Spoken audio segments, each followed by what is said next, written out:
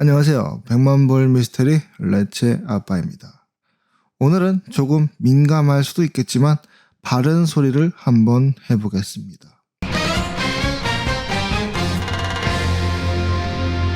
저는 대한민국 남자로서 육군 병장으로 제대를 하였고 주적은 북한 그리고 멸공만이 대한민국이 살 길이다 라는 것으로 병사 교육을 받았습니다. 또한 어린 시절부터 북한의 만행, 잠수함 사건 등 여러 사건 사고들을 뉴스를 통해 보아왔으며 오늘은 그들이 저지른 만행이 현대에서도 수도 없이 많겠지만 그들이 한민족이니까 봐줘야 한다, 주적은 다른 놈이다 라고 이야기하는 분들이 계시던데 제가 생각하는 사상이 불쾌하다면 구독 취소하셔도 좋습니다. 저와 다른 생각을 갖고 있는 것은 존중하지만 저와 다른 길을 가시겠다는 분들께 굳이 제 채널을 구독해달라고 하고 싶지 않거든요. 저는 오늘 과거 공동경비구역에서 발생한 끔찍한 만행을 이야기해보려고 합니다. 해당 사건은 1976년 8월 18일 판문점에서 미루나무 벌목 작업을 지도하던 미군인 유엔군 장교 2명이 조선인민군 병력에 의해서 살해당한 사건입니다. 당시 판문점은 물리적인 군사 분계선이 존재하지 않는 단어 그대로의 공동경비구역이었는데 유엔군, 즉 초소 CP3는 조선인민군 육군 초소 3개소 KPA-4, KPA-5, KPA-8에 포위당한 지점에서 항상 위협에 노출되어 있었는데요. 그래서 가장 고지대에 위치한 5초소 CP5 측에서 3초소를 지켜보고 있어야 했는데 문제는 미루나무가 3초소와 5초소 중간에 위치하여 너무나도 무럭무럭 자라는 바람에 시야를 방해하고 있어 8월 3일 유엔군 경비대 작업반은 시야가 확보되지 않으면 3초소가 위험하니 안전 도모를 위해서 미루나무를 자를 것을 권고하였습니다. 이에 8월 6일 한국인 노무자 4명과 유엔군 병사 4명이 미루나무 절단을 시도했는데 북한군이 다가와 이의를 제기하면서 돌아가라며 작업을 중단시키자 유엔군은 일단 후퇴를 합니다. 이후 경비대는 8월 18일 절단이 아닌 시야 확보를 위한 가지치기만 하는 것으로 작업을 결정하였고 오전 10시 30분 한국인 노무자 5명을 동원하여 가지치기 작업에 들어갔으며 경비대 중대장 아서 보니파스 대위, 소대장 마크 베럿 중위 등 유엔군 장교 2명 및 병사 4명, 북군 장교 1명 및 병사 4명, 총 11명의 병사들이 작업 감독에 나섰다고 합니다. 그러자 북한군 군관 2명과 하전사 8명이 나타나 재차 항의하였으나 유엔군은 베는 것이 아니라 가지치기 작업을 하는 것이다 라며 설명을 하였고 이에 현장에 있던 북한군도 상층부에 연락을 한 뒤 가지치기만 한다면 오케이 라는 답을 얻었고 북한군이 가지치기를 하는 방법을 조언하는 등 화기애애한 분위기 속에서 작업은 순조롭게 진행되는 듯 했습니다. 그런데 말입니다. 10시 47분에서 50분 사이 박철중이 등 북한군 장교 2명이 15명의 병력을 이끌고 현장에 나타났고 박철중이는 보니파스 대위에게 갑자기 작업을 중단할 것을 요구합니다. 보니파스 대위는 방금 전에 북한군이 허용을 해놓고 무슨 소리냐 라며 박철중이의 말을 무시하였고 작업을 계속할 것을 지시하자 박철중이는 북한군 1명을 북한 경비본부로 보내는데요. 그렇게 11시 30분경 북한군은 트럭을 타고 20여 명이 추가로 현장에 도착하게 됩니다. 이때 박철중이가 그만두지 않으면 죽여버리겠다 라고 재차 위협을 하였으나 보니파스 대위는 이 말을 무시하는데요. 박철중이가 소매를 걷어붙이며 손목시계를 바지주머니에 넣으며 신호를 보내자 북한군은 일제히 소매를 걷어 올렸고 박철중이가 죽여! 라고 소리를 치자 북한군은 트럭에 싣고 온 둔기 그리고 한국인 노무자들이 사용하던 도끼를 이용해서 기습적으로 집단 폭행을 가합니다. 보니파스 대위가 북한군의 구타에 가장 먼저 쓰러졌고 북한군 5명이 쓰러진 그에게 달려들어 도끼로 머리를 찍어 살해했고 마크 베러충이는 구타를 당한 채 방치되어 있었으며 발견 당시 목숨은 붙어 있었으나 이송 중에 사망하게 됩니다. 나머지 병사들도 유엔군 병사 1명을 제외한 전원이 부상을 당하게 되었죠. 당시 보니파스 대위는 한국에서의 근무가 3일밖에 남지 않은 시점이었으며 후임 중대장 역시 JSA에 투입되어 인수인계 과정 중이었기 때문에 가지치기 작업의 지휘, 감독 정도는 충분히 후임 중대장에게 인계할 수 있는 업무였으나 베럿 중위는 JSA에 전입한 지 얼마 되지 않은 시점이었기 때문에 같이 붙어있던 것으로 파악됩니다. 박병엽 전 조선노동당 대외조사부 부부장의 증언록에 의하면 당시 이 사건은 북한의 주석 김일성의 지시가 아닌 후계자 수업을 하던 김정일의 지시였다고 합니다. 당시 북한은 김정일이 후계 체제를 구축해 나가는 과정이었기 때문에 김정일이 전국에서 일어나는 모든 일을 통제하고 있었고 김정일은 당시 유엔군이 판문점 미루나무 가지치기를 한다는 보고를 받고 조선 사람의 본때를 보여주라. 단 남조선 노무자들은 건드리거나 총을 쓰지 말고 미제놈들에게 본때를 보여줘라 라고 지시했다고 합니다. 그런데 말입니다. 북한의 주장은 아이러니하게도 남 탓을 하기 바빴습니다.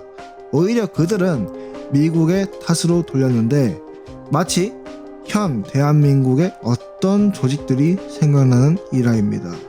그들은 이렇게 이야기했다고 합니다. 미군 측이 나무를 자르는 것을 보고 북한 측 경비병들이 제지하러 나섰는데 갑자기 미군이 자신들에게 도끼를 던졌다 라고 말이죠. 미군 장교를 살해한 경위는 우리 하전사들이 날아오는 도끼를 손으로 잡아 미군들에게 다시 던졌다라는 비행기가 수직으로 이륙하니 활주로는 필요 없을 것이다 라는 말과 같은 정신줄 놓은 소리를 공식 발표에서 이야기합니다. 또한 그들은 뻔뻔하게도 미군 쪽에서 먼저 도발하였으니 미국에서 먼저 사죄하라며 사과를 요구하기까지 하는데요. 음주운전 및 각종 범죄를 저지르고도 당당하게 단상 위에서 떠드는 누군가가 생각나는 대목입니다.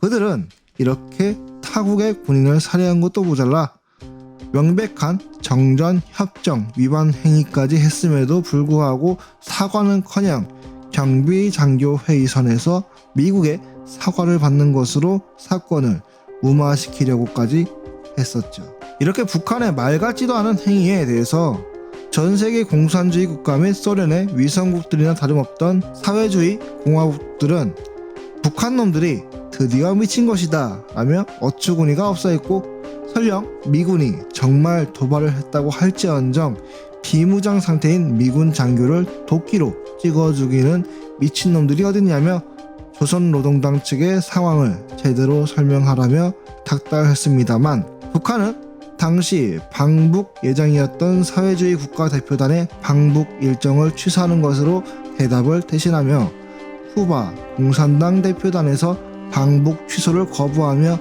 입국을 시도하자 상륙 또한 불허하며 비행기째 돌려보내는 등 똥배짱을 제대로 보여주며 사회주의권 내부에서 북한에 대한 억울로 역시 상당했다고 합니다. 결국 아들이 저지른 문제로 아버지인 김일성이 직접 사건 후에 방문했던 동독 군사대표단장 하인츠 호프만에게 비록 미제와 남조선 괴뢰의 선제 도발이라는 전제를 여전히 고수하여 소란을 떨어 미안하다며 사과를 하긴 했지만 전혀 미안해하는 모습은 볼 수가 없었습니다. 그들이 말하는 진정성이 부족한 사과였다고나 할까? 이렇게 북한이 저지른 어그로에 전쟁이 일어날 뻔한 상황이었지만 당시 소련과 중국은 북한을 지원하지 않고 알아서 하라는 식의 태도였다고 합니다.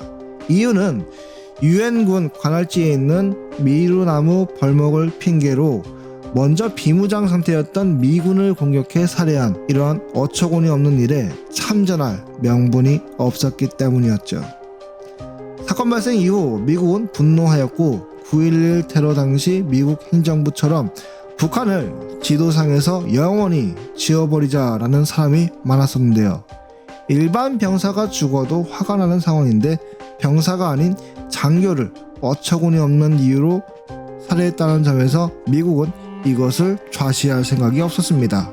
당시 유엔군 사령관인 미 육군대장 리처드 스틸웰 장군은 휴가차 일본에 머물러 있었는데 사건의 보고를 듣자마자 전투기에 올라 한국으로 들어와 박정희 대통령을 만나 데프콘 3를 발동시키자는 합의를 내리기까지 하죠. 한국 주둔 중이었던 유엔군 및 미군뿐 아니라 보고를 받은 미국 본토의 중앙정보부도 이를 그냥 넘어가지 않고 강경 대응하겠다는 결의를 보였는데 이례적으로 1만 2천명의 미 육군과 1,800명의 미 해병대를 증파하였고 미 해군 7함대와 B-52 전략 폭격기 3대까지 추가로 배치할 정도로 북한이 조금이라도 움직임을 보인다면 즉각 대응하려는 모습을 보입니다. 당시의 미 대통령은 제럴드 포드였으며 이는 공산주의자들에게 설설 긴다라는 비판을 듣고 있었고 이참에 강경 대응을 통해서 입지를 다질 생각이었습니다. 포드 대통령은 8월 18일 오후 3시 국무장관의 주재로 국방장관의 대리인 국방차관과 해군참모총장 및 미 해군대장과 제독, 안보 부보좌관 등이 참여한 워싱턴 특별대책단 회의가 소집되기도 했고 CIA는 해당 도발이 계획된 것이다 라는 주장까지도 나오면서 빨갱이들의 피를 반드시 보겠다라는 미국의 분노가 극에 달한 것을 보여주었습니다. 8월 19일 미국은 군사 정전위원회를 개최 요구하였으나 북측은 여전히 경비회의를 운운하며 미국의 사과를 받는 적반하장의 태도로 사건을 덮으려고 하였는데요. 결국 군사정전위원회와 경비장교회의가 동시에 열렸고 김일성에게 유엔군 사령관의 메시지를 통해서 군사정전위원회 본회의에 당장 나오라는 강경한 최후 통첩과 사과 및 배상을 요구하였지만 북은 사태 파악을 하지 못하고 억지 주장을 하는 등 뻔뻔한 태도를 유지합니다. 협상은 결국 결렬되었으며 스틸웰 장군은 워싱턴 국가안보회의에 데프콘 3를 발동하겠다 보고하였고 국내에서 처음으로 데프콘 3가 발령되었습니다. 6.25 남침전쟁 이후 대한민국 국군은 준전시 상태에 돌입하였고 북한 또한 완전 무장을 합니다. 단순히 미루나무 벌목에서 가지치기로 바뀌었던 작업이 북한의 만행으로 남북 2차 전쟁 위기까지 번졌던 사건인데요. 여기서 폴 버니언 작전이 시행되는데 1976년 8월 21일 단순 벌목을 하기 위해 병력 배치로 보기 힘든 군사 편성이 이루어지며 사실 이때까지만 해도 북측의 움직임이 조금이라도 수상하다면 즉각 38선 이북으로 밀고 올라갈 생각을 하고 있었다고 하는데요. 북측도 가만히 있지는 않았습니다. 사실 미군 공동경비 부대들이 판문점 시설을 완전히 포위를 한 상태에서 미루나무를 제거하는 작업을 하는 동안 판문점에서 자동소총과 기관총으로 무장한 200명의 병력을 배치하였지만 선뜻 미군에게 직접적인 대응은 하지 못했다고 합니다. 그도 그럴 것이 소총 한 발이 발사되는 순간 북한 전체가 전멸될 수도 있었으니까요. 당시 박정희 대통령 또한 육군 특수전사령부 제1공수특전여단 대원들로 이루어진 64명의 결사대를 조직하면서 1공수특전여단의 지역대장 김정원 소령이 지휘관을 맡게 됩니다. 이 결사대가 작전 지역에 투입되어 미루나무를 절단하는 미 육군을 엄호하고 육군 제1보병사단 수색대는 그 일대에 매복하여 만약의 사태에 대비하는 보복 작전을 수행합니다. 미국은 어디까지나 나무를 벌목하기만 하고 북한의 반응을 관찰할 계획이었는데요. 북한 입장에서는 미국이 이렇게까지 강경하게 나올 줄은 상상도 못했을 것입니다. 자국민이 외국인에 의해서 살해당하는 것을 극도로 민감하게 반응하는 국가였기 때문이었죠. 자국민이 희생되면 전쟁도 불사하는 국가였기 때문이었죠. 사실 초강대국이라는 타이틀에 먹칠을 할 수도 있는 일이기도 했는데요. 애초에 미국이 자국민의 희생에 강경하게 대응한 건 이번이 처음은 아니었습니다. 스티븐스 저격 사건을 제외하면 제1차 대전의 참전 원인인 루시타니아호 침몰 사건, 2차 대전 참전 원인인 진주만 공습, 베트남 전쟁의 원인인 통킹만 사건, 판문점 사태 이후지만 아프가니스탄, 이라크 전쟁을 비롯한 테러와의 전쟁, 즉 간접적인 원인은 9.11 테러 등 미국 전쟁의 발생 다수는 자국민의 희생이 동반되어 있었습니다. 그리하여 결국 김정일은 일이 잘못되었다는 것을 직감하고 철수 명령을 내리게 되는데요. 그러나 김일성이 이 일을 알고 흑에 질책하자 미군의 의식적인 도발이다, 저들이 전쟁을 일으키려고 도발을 하였다라는 뻔뻔한 거짓 보고를 올립니다. 이후 직급이 아래로 내려갈수록 내리갈굼을 통해서 최종적으로는 김정일의 죄는 최현이 뒤집어쓰고 최현은 작전국장을 불러 조지게 되죠. 결과적으로는 북한 측에서 도끼로 장교를 찍어 살해하는 만행을 저지르는 바람에 미국이 대대적인 경계태세와 함께 북한을 조지고자 하였지만 정작 미루나무를 절단하는 현장에 북한은 손가락만 빨고 구경만 할 뿐이었다고 합니다.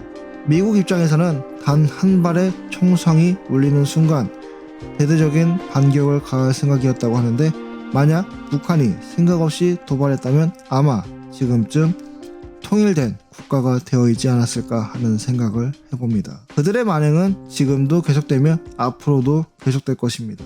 만약 한미일 삼각동맹이 없었다면 그들은 삶은 소대거리라는 표현을 일삼았던 과거 5년처럼 한국을 얕잡아보고 그저 돈이나 보내라고 시비를 걸었겠죠. 어쨌든 저는 배운 대로 생각하고 알고 있는 대로 북한을 주적이라 생각합니다. 저는 언제까지 멸공을 생각하겠습니다. 백만불 미스테리 레츠아빠였습니다.